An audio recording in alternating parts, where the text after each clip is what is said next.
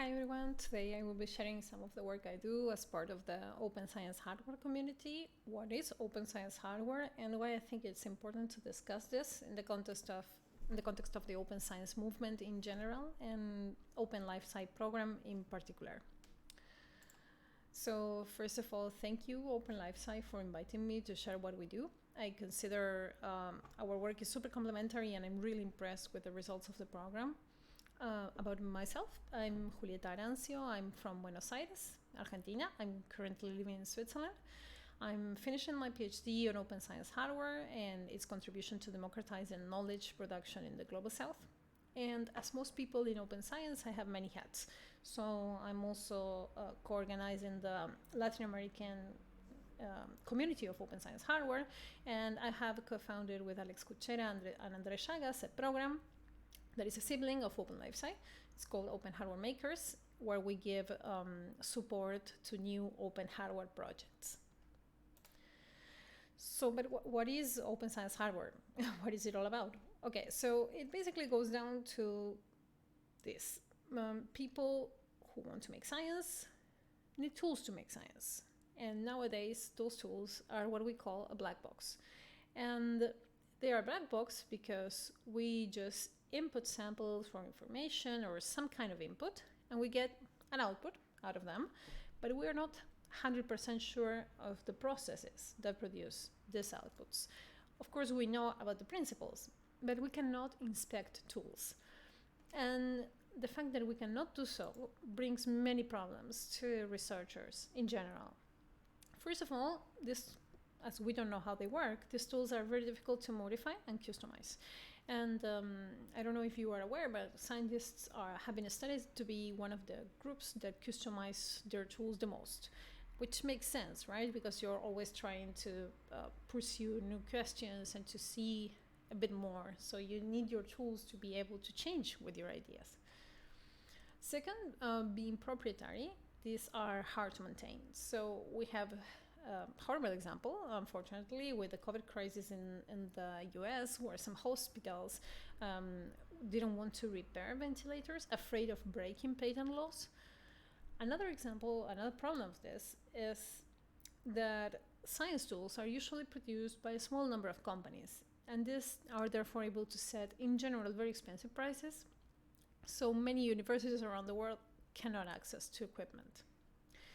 So as you can see, these are consequences that are faced by almost everyone in academia, but the impact is certainly bigger in those countries that have lower investment in science and technology. On one side, because science tools are more expensive in the Global South, but also when science equipment breaks down, let's say in the UK, it's a very different experience as what it does in Ecuador, Cameroon, Argentina.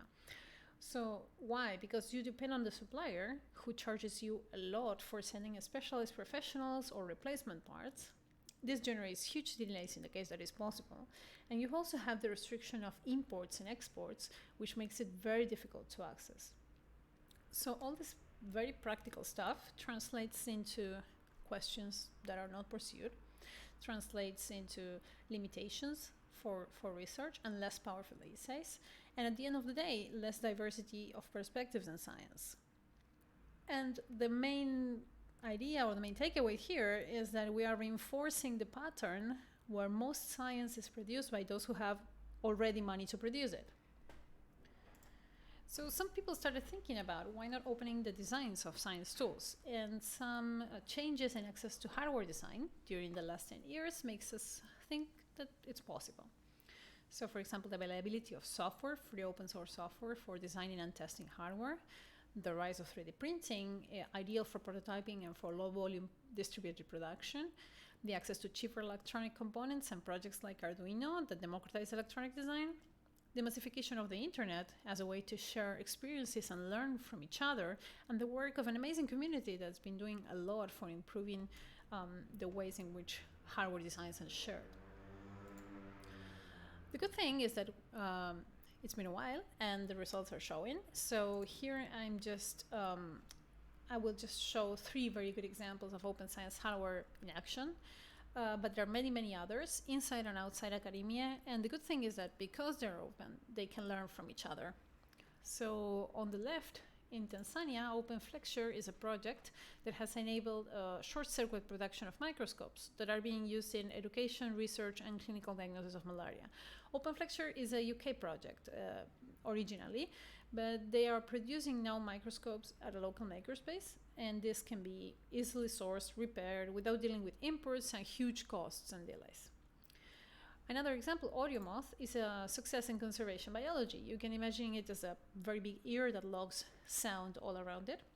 It has a very big community of users improving and customizing it, and it's leading to developing new methods to address research questions that before were considered untestable.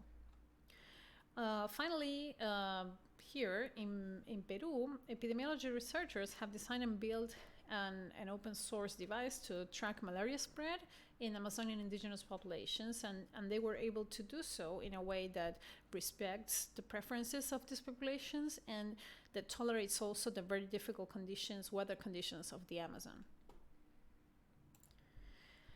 It's such a growth in open science hardware that we also see, for example, national policy recommendations for Finland, which are suggesting the country to adopt an open science hardware strategy at a national level. So that was this year, 2020. So just to sum up, open science hardware is any piece of hardware that is used for scientific investigations and that anyone can obtain, assemble, use, study, modify, share, and sell, because you can build, of course, hardware, but you may also want to just buy it and make sure that you can modify it or do anything you want with it later. The word hardware in some languages may bias us towards electronics, but open science hardware refers also, besides standard lab equipment, to auxiliary materials, sensors, biological reagents, analog and digital electronics, and also mechanical tools. And this huge circle in the middle reminds us that the heart of open science hardware is good documentation. So user guides, but also contribution guides, sharing files in editable formats, many other good practices that the community has defined to ensure that everyone has access to your hardware design, with the idea of improving projects instead of constantly reinventing the wheel. So one of the main ideas here from the community is that if we really want open science to be transformative, we cannot limit open science practice to open data and open access to publications. That's a minimum threshold. But if we really want to open science to other actors inside and outside academia, we need to be able to share the tools we use to work. And this, as I mentioned, has benefits in terms of efficiency and, of course, reproducibility in science, but also in opening who is able to produce scientific knowledge and whose questions matter. So there you see the logo in the bottom. GOSH community is the community gathering people pushing for open science hardware to be ubiquitous by 2025. And I really invite you to check the manifesto and sign it if you agree with our values. Finally, how can you get involved? How can you participate? Okay, so the entry point, I would say, is the GOSH forum. You see the URL there. You can drop a question. People are super friendly. You can search for the regional communities in the forum and connect to the people that are near you.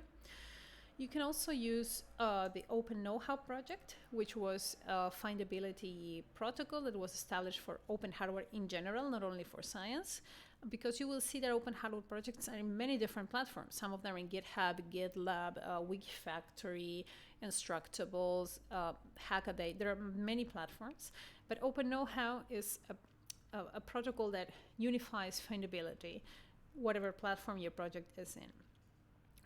You can search for keywords there. You can also read or submit a design to the Journal of Open Hardware. The cool stuff is that your documentation will also be peer-reviewed, which is super interesting. And you can follow Open Hardware Makers in Twitter, where we will announce our next cohort after this year, where we run a super big community and expert consultation to improve our curriculum and program. So that's all. Thank you so much for listening. Those are the ways you can contact me, and feel free to ask me any questions. Thank you.